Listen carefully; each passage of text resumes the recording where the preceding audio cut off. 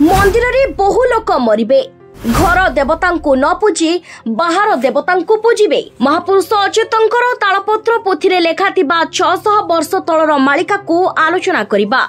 जो मालिका आज सत्य होई चली आखि सामने घटुवा दृश्य को 600 वर्ष तले महापुरुष तालपत्र पोथी लेखिथिले। आज महापुरुष कहउछंती एमिति समय आसीबो जो समय भितरे मनुष्य वृथा कलहरे मातिबो आ निज निजर क्षति करि बसिबो। सेमाने भूली जिबे स्नेह श्रद्धा प्रीति। आज देश देश भितरे वृथा कलह लगी उभयंकर युद्ध लगी। निजे निजर देश को मृत्यु मुखरे पकाई आक्रमण करुछि। ए कथा को सबु 600 वर्ष पूर्वे महापुरुष लेखिथिले जहा आज घटुछि। आज घरर भाई भाई भितरे कलह लागुछि। गोटे कथा कहिबो, जणे साधु तांको शिष्यंकु नै आसीबा भितरे दुईटी लोक मुहामुही होइछंती। अति जोर रे पाटी करबाकू लागिछंती। एही समय रे शिष्य कहिले, एमाने तो एते पाखापाखी अछंती, एते बड़ पाटी काहेकि करूछंती? साधु कहिले, एमाने सिना पाखापाखी अछंती, हेले एमानंकर क्रोध एमानंकु बहुत दूर को नै जाईछि, सेति पई एमाने जोर रे पाटी करूछंती।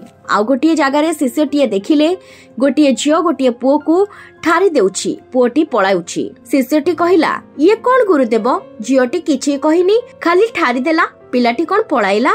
गुरु कहिले, ये होछि स्नेहर फळ। पुणी महापुरुष कहिले, घरे घरे कଳି होइब, हिंसा बाद जे पुणी अति क्रोधरे परस्पर रे हेबे हणाहणी। आ महापुरुष कहिले, मंदिरे लोके जे मरिबे दियो दर्शन पाई, घर दियो न पूजन अहंकार बुहिबे। अर्थात मंदिर रे अनेक लोक दला चकटा होई मरिबे। एकथा मध्य श्रीक्षेत्र रे आगो को घटिबो। गुरु ब्राह्मण पिता माता को केही कलिजुग रे पूजा करिबे नाही।